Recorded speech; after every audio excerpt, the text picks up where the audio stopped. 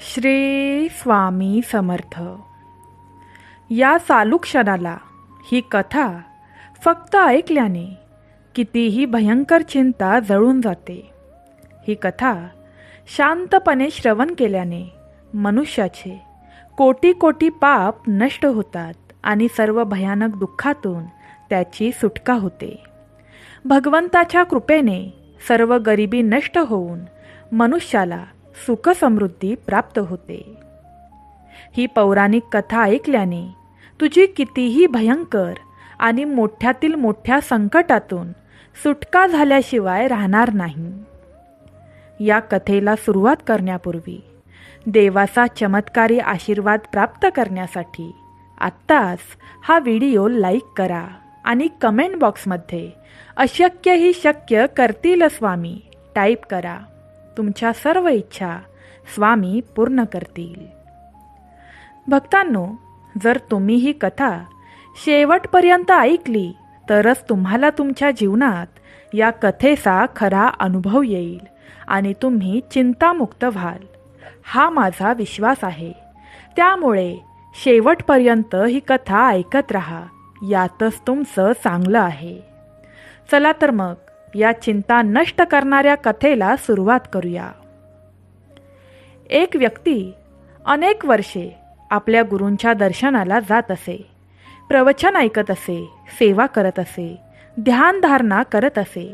पण इतकं सर्व करूनही आपल्यात सुधारणा होत नाही अशी उणीव त्याच्या मनात कायम राहिली. गुरूंना शरण जाऊन मला कित्येक वर्ष मी गुरूंचे प्रवचन ऐकण्यात घालवले आहेत, पण माझ्यामध्ये तेवढा बदल झाला नाही जेवढा बदल होण्याची गुरूंची अपेक्षा होती.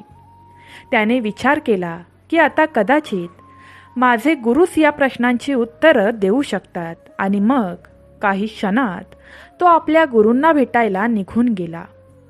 गुरूंनी त्याला जवळ बसवले आणि त्याची अडचण विचारली. तो माणूस म्हणाला, आयुष्य खूप वेगाने चालले आहे. मला दीक्षा घेऊन 20 वर्षाहून अधिक वर्षे झाली आहेत आणि या 20 वर्षात मी माझ्या बाजूने अथक परिश्रम केले आहेत. गेल्या 20 वर्षात मी अथक प्रयत्न केले, पण इतकं सगळं करूनही मी समाधानी नाही असा झालो आहे. माझ्या जीवनाचा एक भाग निघून गेला आहे आणि पुढचा भाग निघून जात आहे. आता माझी केसही पांढरी पडू लागली आहेत. मी प्रयत्न करून थकलो आहे. गुरु, माझे आयुष्य रिकामेच राहील का? तेव्हा त्याचे गुरु त्याला म्हणाले की तुला हे सत्य जाणून घेण्यासाठी अजून 2 वर्ष लागतील. मग गुरूंनी त्याला दाण्यांनी भरलेली एक मोठी टोपली दिली आणि त्याला सांगितले, हे दाणे तू तेव्हाच मातीमध्ये टाक जेव्हा 3 दिवस लगातार पाऊस पडेल. तो व्यक्ती गुरूंनी दिलेल्या बिया घेऊन घरी परतला आणि पावसाची वाट पाहू लागला. दिवस आठवडे आणि आठवडे महिन्यात बदलले, पण पाऊस पडला नाही.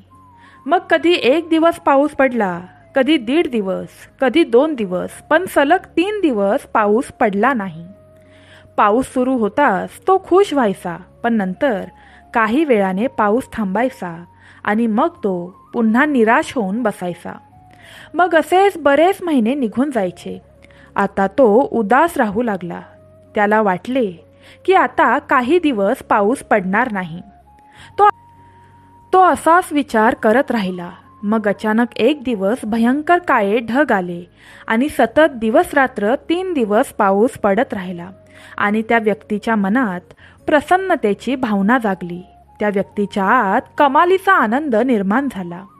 मग त्याने गुरूंनी दिलेल्या बिया टोपलीमधून बाहेर काढल्या आणि शेतात पेरल्या. पुढच्या 2 महिन्यात त्यांची झाडे झाली, पण ती कोणाची झाडे आहेत याची त्याला कल्पना नव्हती, कारण त्याने गुरूंना त्या बियांबद्दल काहीच विचारले नव्हते. 3ऱ्या महिन्यापासून त्या झाडांवर फुले दिसू लागली आणि बघता बघता काही वेळातच सगळीकडे फुलपाखरे, मधमाशा, भुंगे आणि कोटूनही लोक त्या फुलांना बघायला आणि त्यांच्या सुगंधांचा आनंद लुटू लागले. इतक्या लोकांना तो त्याच्या संपूर्ण आयुष्यात कधीच भेटला नव्हता किंवा त्याने कधीच इतक्या लोकांना एकत्र पाहिलंही नव्हतं. मला ओळखत नसताना इतकी लोक लांबून येत आहेत. आपण ज्यांना आयुष्यात कधी पाहिलंही नाही ती लोक येऊन भेटून जात आहेत, याचे त्याला खूप आश्चर्य वाटू लागले. अनेक लोकांनी त्याची खूप स्तुती केली, त्याच्या फुलांची स्तुती केली. काहींनी त्याला बक्षीसही दिले आणि सर्वांनी त्याची फुले विकत घेतली. त्याच्या फुलांचा सुगंध दूरवर पसरू लागला. सर्व शहरे, खेडे, राज्ये आणि देशात पसरू लागली. एवढ्या सुवासाने, फुलांची एवढ्या मोठ्या परिसरात फुलांची कोणी कल्पनाही केली नसेल अशी सुवासाची फुलेही असतील. तिथं त्यांचा सुगंध काही किलोमीटर अंतरावर पसरला जात होता. म्हणूनच एखादा प्रवासी दुरून गेला तरी तो सुगंध कुठून येतोय हे पाहण्यासाठी तो त्या व्यक्तीच्या बागेत येत होता. हे सर्व पाहून तो व्यक्ती खूप आनंदी होत होता. त्याला वाटले की मी जाऊन हे सर्व गुरूंना सांगावे. पण नंतर त्याला आठवले की गुरूंनी सांगितले होते की तू आजच्या दिवसानंतर पूर्ण वर्षभराने याच दिवशी इकडे येशील. त्याच्या आधी तू इकडे येऊ शकत नाहीस. म्हणून त्याने पुन्हा आपल्या उत्साहाला आवर घातला आणि स्वतःला सांगत राहिला की ती वेळ आली नाही. वेळ आल्यावर आपण आपल्या गुरूंना जाऊन सर्व काही सांगू असा विचार करून तो शांत राहत होता. पण तो खूप आनंदी होता. त्याने ती फुले विकून खूप पैसे कमावले, एक आलिशान घर बांधले आणि तिथे त्याच्या मित्रांसोबत तो आनंदाने राहू लागला. तो खूप आनंदी होता, लोकांना भेटत होता आणि आता त्यांच्यासोबत तो आनंदाने राहू लागला होता. लोकांशी मैत्रीपूर्ण नाते तो निभवत होता. तो आपल्या समाजाचा मोठा नेता बनला होता. त्याला खूप मान सन्मान मिळू लागला होता. पण नंतर हळूहळू उष्णता वाढू लागली, कडक ऊन पडू लागले, फुले सुकली आणि काही काळाने संपूर्ण शेत उद्ध्वस्त झाले आणि हळूहळू लोक त्याच्याकडे येणे बंद झाले. आता कधीच काही लोक त्याला भेटायला यायचे. नंतर काही काळाने गुरूंना भेटण्याची वेळ आली. तो गुरूंकडे गेला आणि त्यांना नमस्कार केला. तेव्हा गुरु म्हणाले, मला काही सांगण्याची गरज नाही, मला सर्व काही माहीत आहे. गुरूंनी पुन्हा बियांनी भरलेली टोपली त्याच्या हातात दिली आणि म्हणाले, जा आणि पुन्हा जोपर्यंत 3 दिवस लगातार पाऊस पडत नाही तोपर्यंत या बिया शेतात पेरू नकोस. तो व्यक्ती या बियांना घेऊन पुन्हा आपल्या घरी आला. तो मनात विचार करू लागला की मला गुरूंना इतकं सर्व सांगायचं होतं, पण गुरूंनी आधीच सर्व सांगितलं होतं की त्यांना सर्व काही माहीत आहे, काही सांगण्याची गरज नाही. तो त्याच्या भावना व्यक्त करू शकत नाही. या वस्तुस्थितीमुळे तो खूप निराश झाला होता. पण त्याला हे माहीत होते की गुरु दूरदृष्टी ठेवतात. गुरूंचा शब्द खरा आहे, ते सर्व काही बघतात. तो घरी आला आणि पुन्हा पावसाची वाट बघू लागला आणि तो आनंदी देखील होता. तो आता विचार करू लागला होता की गुरूंनी सांगितल्याप्रमाणे तसेच केल्यावर पुन्हा नव्याने फुले येतील. फुलांचा सुगंध दूर दूरपर्यंत पसरत जाईल. पुन्हा नव्याने पाखरे, मधमाशा, फुलपाखरे माझ्या बागेत बागडू लागतील. माझी कीर्ती सर्व दूर पसरेल. लोक मला बक्षिसं देतील आणि माझी स्तुती करतील. माझ्या फुलांची विक्री होईल. मला पुन्हा मान सन्मान भेटेल. या सर्व गोष्टींचा विचार करून त्याचा आनंद गगनात मावत नव्हता. या गोष्टींचा विचार करून तो बियांचा गठ्ठा बघायचा आणि आनंदी व्हायचा. असे बरेच दिवस निघून चालले होते आणि तो पावसाची वाट पाहत राहिला. पण पाऊस काही पडला नाही आणि चुकून पाऊस पडला तरी 1 दिवस, 2 दिवस असा पाऊस पडत राहिला. पण 3 दिवस सतत पाऊस पडला नाही. बरेच महिने उलटून गेले. आता त्याला थोडं वाईट वाटू लागलं की आता यावेळी 3 दिवस सतत पाऊस पडणार नाही. काय गुरु मला अशा प्रकारे काही समजावण्याचा प्रयत्न करत आहेत का, जे मला समजू शकत नाही? कारण आता पाऊस अजिबातच पडत नाही.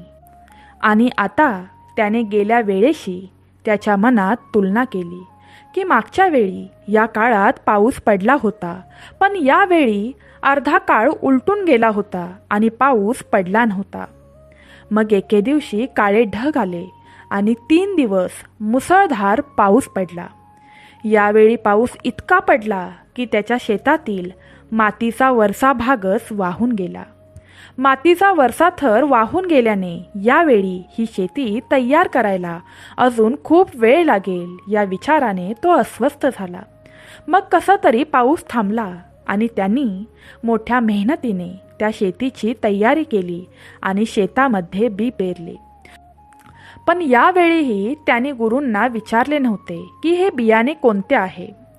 या लोकरीच्या फुलांच्याच बिया असतील याची त्यांनी स्वतः कल्पना केली होती. हळूहळू त्या बिया उगवल्या, त्या वाढल्या आणि फुले दिसू लागली. यावेळी फुलं लहान आकारात आलेली होती, त्यामुळे तो आश्चर्यचकित झाला होता. यावेळी फुलांचे इतके नुकसान का झाले हे पाहून त्याला आश्चर्य वाटले. पण तरीही तो थांबला आणि त्याला वाटले की कदाचित यावेळी या झाडांना फळे येणार आहेत. पण काही दिवसांनी त्याच्या लक्षात आले की सर्व झाडांमध्ये हिरवी मिरची हळूहळू वाढू लागली आहे आणि कालांतराने त्या मिरचीची झाडे वेगाने वाढू लागली. हळूहळू त्या मिरच्या लाल होऊ लागल्या. हळूहळू शेतात मिरच्यांना पाहून पोपट येऊ लागले. पोपटांनी काही मिरच्या खाल्ल्या, मात्र यावेळी एकही फुलपाखरू आले नाही, एकही भोंदू आला नाही, मधमाशी आली नाही आणि यावेळी आजूबाजूचे लोकही आले नाहीत. ना कुठला सुवास निघाला, ना दुरून कोणी त्याची शेतं बघायला आले. यावेळी असे काहीही घडले नाही. यामागचे रहस्य काय या विचाराने तो चांगलाच गोंधळला. त्याला थोडी काळजी वाटू लागली, पण पुढे काय होणार याची उत्सुकताही होती. नंतर जसजशी उष्णता वाढली तसतशी मिरची लाल होऊ लागली आणि हळूहळू ती पिकून शेतात पडून सुकून जाऊ लागली. संपूर्ण शेत सुकले होते आणि हळूहळू मिरच्या फुटू लागल्या आणि सर्व शेतात पसरू लागल्या. आणि जसजशी उष्णता वाढू लागली तसतसे गरम वाऱ्याबरोबर मिरचीही उडू लागली आणि मिरच्यांनी लोकांचे डोळे आणि घसा जळायला सुरुवात केली. या सर्वांचा लोकांना खूप त्रास व्हायला लागला आणि लोकांनी या रस्त्यावरच यायचे सोडून दिले. त्यांनी त्यांची वाटच बदलली होती. जशी जशी हवा पसरत होती तसं तसं लोकांना त्रास होत होता आणि त्यामुळे खूप लोक या व्यक्तीचा तिरस्कार करू लागले. त्याला हवं नको ते बोलू लागले. या मूर्खाने हे काय केले आहे असे लोक बोलू लागले. त्याने या मिरच्या शेतात लावल्याच होत्या तर त्या बाजारात विकल्या असत्या किंवा काहीतरी त्या मिरच्यांचे व्यवस्थापन तरी नक्कीच केले असते. पण त्याने या मिरच्या शेतात पडू दिल्या आणि आता या मिरच्या लोकांच्या डोळ्यात आणि घशात जात आहेत. लोक त्याच्यावर नाराज झाले. त्याच्या आजूबाजूच्या परिसरातील सर्व पशुपक्षी रागाने निघून गेले, कारण याने त्यांना भयंकर त्रास होऊ लागला होता. तो व्यक्ती आता पूर्णपणे घाबरला होता आणि आता तो एकटा देखील पडला होता. तो स्वतःचे रक्षणही खूप काळजीने करत होता, कारण त्याला स्वतःच्या डोळ्यांना आणि घशाला त्या मिरच्यांचा त्रास होत होता. रात्रंदिवस त्याच्या डोळ्यात आणि घशात गरमा जाणवत होता. तो स्वतःला कपड्याने झाकून वाऱ्याच्या विरुद्ध दिशाने बसून स्वतःला वाचवण्याचा प्रयत्न करत होता. हे असे खूप महिन्यांपर्यंत चालू राहिले. त्याच्या गुरूंना भेटण्याची त्या व्यक्तीची प्रचंड इच्छा होती, पण गुरूंनी सांगितले होते की आजच्या दिवसानंतर बरोबर 1 वर्षांनी तू मला इथे भेटायला यायचे. त्यामुळे तो शांत राहत होता. तो खूप काळजीत होता. प्रत्येक दिवस काढणे त्याच्यासाठी खूप कठीण होते. पण कसा तरी तो दिवस आला ज्या दिवशी तो त्याच्या गुरूंना भेटायला जाऊ शकत होता. तो गुरूंजवळ गेला आणि गुरूंना नमस्कार करून त्यांच्या जवळ बसला. त्या व्यक्तीला त्याची संपूर्ण परिस्थिती गुरूंना सांगायची होती, पण गुरूंना आधीच सर्व काही माहीत होते. गुरु म्हणाले, तुझ्यासोबत जे काही घडत आहे ते मला माहीत आहे, पण तू समजू शकलास तर ना. गुरूंनी त्याला विचारले, तुला या 2 वर्षात काही गोष्टी समजल्या का? काही गोष्टी माहीत पडल्या का? की मी तुला सांगितले होते की तुला या परिस्थितीतून बाहेर येण्यासाठी बरोबर 2 वर्ष जातील. या 2 वर्षात तू काय समजून घेतलेस? सर्वप्रथम तू कोण आहेस हे समजून घेणे आवश्यक आहे. तू कुठून आला आहेस हे तुला माहीत आहे का? तुझा जन्म कसा झाला हे तुला माहीत आहे का? तो म्हणाला, नाही, माझा जन्म कसा झाला ते मला माहीत नाही. जेव्हा मी थोडाफार समजूतदार झालो तेव्हा लोक म्हणाले की ही तुझी आई आहे, तिने तुला जन्म दिला आहे. तेव्हा मला कळले की ही माझी आई आहे. तेव्हा मला समजले की या आईपासून माझा जन्म झाला, पण मला माझ्या जन्माविषयी काहीच माहीत नाही. गुरु म्हणाले की तू कसा जन्मलास हे तुला आठवत नाही. तुझ्या आई वडील कोण आहेत हे तुला सांगितले तेव्हा लक्षात आले की हे तुझे आई वडील आहेत. तुझा जन्म त्यांच्यापासूनच झाला आहे. मग तुझा परिवार पूर्णपणे बनला गेला. गुरु म्हणाले, तुला आठवतं का की तू तुझ्या परिवाराला सोबत घेऊन आला होतास? तुला आठवतंय का की तुझा जन्म झाला तेव्हा तू तुझ्याबरोबर काही आणले होतेस? तेव्हा तो व्यक्ती बोलू लागला की मला काहीही आठवत नाही की माझ्याबरोबर मी काही आणले होते. तेव्हा गुरु म्हणाले, तुला आठवते का की तू आज इथे आहेस? तू इतकी प्रवचनं ऐकलीस, तुला खूप ज्ञान प्राप्त झाले आहे, तुझ्याकडे खूप बुद्धी आहे, तू इतका अभ्यास केला आहेस, तू शाळेत गेला आहेस, तुला खूप मित्र आहेत, तुला मुलं आहेत, तुला बायको आहे. काय तुला आठवतं का की तू जन्माला आलास तेव्हा तुझ्यासोबत यांच्यापैकी एक तरी व्यक्ती तुझ्याबरोबर आली होती?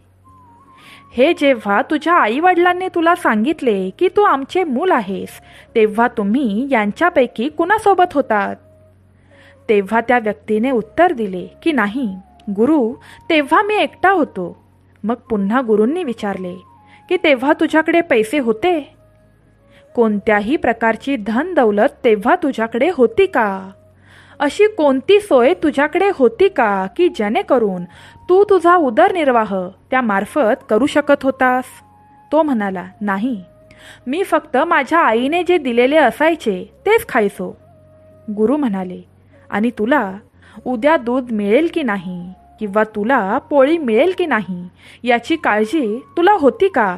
आणि जर ही काळजी होती तर तू काय करायसास याची चिंता तुला होती का? तेव्हा तो व्यक्ती म्हणाला, नाही, मला तेव्हा कोणत्याही प्रकारची चिंता नव्हती, कारण मी जे काही मागायचो ते सर्व काही माझी आई मला द्यायची. आणि जर या गोष्टी जेव्हा जेव्हा घरी नसायच्या तेव्हा तेव्हा त्या गोष्टी लगेचच उपलब्ध करून आई देत होती, किंवा मग ती वडिलांना सांगायची की आपला मुलगा अशी अशी गोष्ट मागत आहे आणि ती तुम्ही आणा. पण मी माझ्या बाजूने काहीही केले नाही. मला हेही आठवत नाही की मला दूध कुठून मिळणार होते. तेव्हा गुरु म्हणाले की तुला हे देखील माहीत नव्हते की उद्या तुला या गोष्टी मिळणार आहेत की नाही. तरीही या सर्व गोष्टी तुला कायम मिळत राहिल्या होत्या. तुला हे देखील माहीत नव्हते की तू आहेस कोण, तू कुठून आला आहेस, आणि तरीही तुझं सर्व पालनपोषण चालू राहिलं. मग तू असा विचार करतोस का की ते सर्व आता तू करत आहेस? तुला असं वाटतंय का की 20 वर्षे तुला येऊन झाली आणि तुला आत्तापर्यंत काहीही झाले नाही, आणि आपण काय करू इच्छिता, तुला काय प्राप्त करायचे आहे, पण तू आहेसच नाही. तू कोण आहेस याबद्दल थोडा विचार कर. ज्या नावापासून तुला पुकारलं जात आहे, काय तू तोच आहेस? हे तुझंच नाव आहे हे तुला माहीत आहे का? तेव्हा तो व्यक्ती म्हणाला, नाही, मला माहीत नाही की हे माझेच नाव आहे. पण जेव्हा माझ्या कानात हे नाव ऐकू येऊ लागले तेव्हा मला समजू लागले. मग हळूहळू मला कळले की माझी आई मला या नावाने हाक मारायची. मग मला कळले की हे नाव माझे आहे. तेव्हा गुरु म्हणाले की तू आहेसच नाहीस. तुझ्याकडून तू आला नाही आहेस. तू तुझ्याकडून आला आहेस असं तुला वाटतंय का? तुला असं वाटतं का की तू तुझे आई वडील निवडले आहेस? हेच माझे घर असेल, काय तुझा जन्म होण्यापूर्वी तू हा विचार केला होतास? तेव्हा काही निर्णय झाले होते का? तेव्हा तो म्हणाला, नाही, मला आठवत नाही की मी कोणती निवड केली होती. मला आठवत नाही की मी जन्मलो आहे. मला हे देखील आठवत नाही की ही माझी आई आहे, हे माझे वडील आहेत. मला काहीच आठवत नाही. माझा कोणताही पर्याय किंवा निर्णय नाही. तेव्हा गुरु म्हणाले, तुझे अस्तित्वच नाही. आता तुम्ही जे काही बोलत आहात तो मी आहे. तुम्ही म्हणताय की मी इतकी फुले मी उगवली. हे सर्व काही मी केलं आहे. पण मला सांगा, या तुमच्या बिया होत्या का? ही तुझी फुले होती का? ही फुलं उगवण्यासाठी तू काय केले आहेस हे मला सांगशील? हे सर्व ऐकून तो गप्प बसला. त्याच्याकडे उत्तर नव्हते. त्याने गुरूंच्या चरणांवर डोकं टेकवले आणि गुरूंसमोर उभा राहिला. गुरु म्हणाले, मी तुला या बिया दिल्या आणि 3 दिवस पाऊस पडल्यानंतर तुम्ही या बिया जमिनीत पेरल्या. तू पाऊस पाडलास का? ज्या मातीत बिया अंकुरतात ती माती तुम्ही बनवली का? यासाठी तुम्ही काही प्रयत्न केले आहेत? कोरड्या डोळ्यांनी तो शांतपणे उभा होता. त्याच्याकडे आता शब्दच नव्हते. गुरु पुढे म्हणाले, तुम्ही या बिया जमिनीच्या आत फुटताना पाहिल्या आहेत का? मातीतून रोप कसे तयार झाले हे तुम्ही पाहिले आहे का? जमिनीच्या आतमध्ये जो खेळ झाला त्यासाठी तुम्ही काय प्रयत्न केले होते? तू त्या बियांच्या आत जीवन टाकले होतेस. आता त्याच्याकडे कोणत्याही प्रकारचे उत्तर नव्हते. तो मौन झाला होता. तेव्हा गुरु म्हणाले, अरे, तुझं अस्तित्वच नाही. तू आहेसच नाहीस. फक्त तू हे मानले आहेस की मी आहे. जेव्हापासून तू मानला आहेस की मी हे सर्व करत आहे, जेव्हापासून तू मानलंस की हे सर्व माझे आहे, ही माझी आई आहे, हे माझे वडील आहेत, मी ते बनवले आहे, मी ते साध्य केले, मी अभ्यास केला, माझे लग्न झाले, मी व्यवसाय सुरू केला, मी मुलांना जन्म दिला, ही माझी फुलं आहेत. पण प्रत्यक्षात तुम्ही इथे काहीही केले नाही. तू फक्त मीला जन्म दिला आहेस आणि या मीपणामुळे तुला कळू शकले नाही की तुझे अस्तित्वही नाही. तू अस्तित्वात आहेस का? तुला माहीत आहे का तू कोण आहेस? तो म्हणाला, मला माहीत नाही की मी कोण आहे, पण मला नक्कीच समजले आहे की या मीला मीच निर्माण केले आहे. हे गुरुदेव, तुम्ही जे सांगत आहात त्यावरून मी समजू शकतो की या मीला मीच निर्माण केले आहे. मीच म्हटले आहे की हे माझे शरीर आहे, ही माझी आई आहे, हे माझे खेद आहे, हे माझे फूल आहे, मी माझा आहे. फक्त मीच या मीपणाला निर्माण केले आहे. पण हे सर्व मी आणले नाही, कारण मी कोण आहे हे मला देखील माहीत नव्हते. मला तर लोकांनी सांगितले की मी कोण आहे. मला एक नाव देण्यात आले आणि जेव्हा मला त्या नावाने हाक मारली गेली तेव्हा मला समजले की हे माझ्या शरीराचे नाव आहे. परंतु मला अद्याप माहीत नाही की या शरीरात कोण आहे जो सर्व काही पाहतो, बोलतो आणि सर्व काही समजतो आहे. तेव्हा गुरु म्हणाले, जर तुला तू कोण आहेस हेच माहीत नाही तर तू हा विचार करत आहेस की हे सर्व मी 20 वर्षापासून करत आहे. मग हे सर्व कोण करत आहे? तर हे सर्व तुझ्यातील मी करत आहे. मी कुठेही जाणार नाही. 50 वर्षे उलटून गेली आणि पुढची 50 वर्ष ही उलटून जातील, पण हा मी कुठेही जाणार नाही. जो हे बोलत आहे की ही फुलं माझी आहेत, पण खरं सांग, ही फुलं तुझी होती?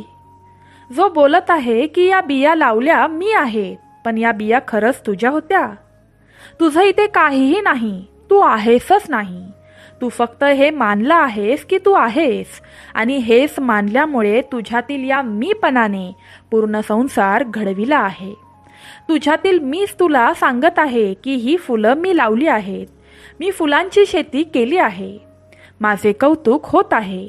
माझी प्रतिष्ठा वाढत आहे. मी अशा समाजाचा प्रमुख झालो आहे. मी खूप मेहनत केली आहे. पण मला सांग, तू काय केलंस? काय त्या बियांना तू बनवलं होतंस? काय त्या बियांना धूप म्हणजे ऊन तू दिले होतेस? तो मनुष्य निशब्द उभा राहिला होता. त्याच्या मुखामध्ये कोणत्याही प्रकारचे शब्द नव्हते. आता त्याच्याकडे हे बोलण्यासाठी देखील शब्द उरले नव्हते की गेले 20 वर्षापासून मी हे सर्व करत आहे. तो ध्यान करू लागला. तेव्हा गुरु त्याला म्हणू लागले, तू मुक्त आहेस. तू पहिल्या दिवसापासूनच मुक्त होतास. या सर्व बेड्या तू स्वतःला लावून घेतल्या आहेस. या बेड्या तुम्ही स्वतः लादल्या आहेत आणि या साखळ्या माझ्या साखळ्या आहेत. मी 20 वर्षापासून करत असलेली ही बेडी तुम्ही स्वतःला लावली आहे. हा मीच तुम्हाला मार्गातील सर्वात मोठा अडथळा आहे. मीच तुम्हाला खोल ध्यानात जाऊ देत नाही. मीच तुम्हाला इथून मुक्त होऊ देणार नाही. तुमचा विश्वास आहे की तुम्ही अस्तित्वात नाही, पण तुम्ही आहात असे तुम्हाला वाटते का? तू हे समज की मी आहेच नाही. विचार कर, तुला असं वाटतं का की तू आहेस? मी पुन्हा विचारतोय, खरंच तू आहेस का? काय तुला माहीत आहे की तू आला आहेस? काय तुला माहीत आहे की तू जन्म घेतला आहेस? नाही, मला काही आठवत नाही. तो व्यक्ती म्हणाला, बाळा, तू आहेसच नाहीस. फक्त तू हे मानले आहेस की आजूबाजूला हे सर्व काही दिसत आहे ते मी आहे. या मी पासूनच तू संसार बनवला आहेस आणि आत्ताही तू बोलत आहेस की गेल्या 20 वर्षापासून मी करत आहे. हे तुमच्यातील मीच बोलत आहे. हा मी जाणार तरी कुठे? हा इथेच थांबणार आहे. तुझ्या कोणत्याही बिया नाहीत, तुझी कोणतीही फुलं नाहीत, ना तुझा कोणताही प्रयत्न आहे. ना तू त्या रोपांना हवा दिलीस, ना तू आकाशातून पाऊस पाडलास. सांग, तुझा कोणता प्रयत्न आहे? त्या फुलांमधून सुगंध आणण्यासाठी तू त्या भोंग्यांना, पाखरांना, मधमाशांना कोणता संदेश पाठवला होतास? फुलातील आतमधल्या त्या रसाला तू निर्माण केले होतेस. तू आहेसच नाही आणि तू मानला आहेस की तू आहेस. तू तुझ्यासोबत काहीही घेऊन आला नाहीस. तुला आठवतंय का की तुझ्यासोबत येताना तू काहीतरी घेऊन आला होतास? तुला तर काहीही माहीत नव्हतं. तुला कपडे घातले गेले, तुझी साफसफाई केली गेली. तुला हे देखील माहीत नव्हतं की जेवण कसं जेवायचं असतं, कसं खायचं असतं, पाणी कसं प्यायचं असतं.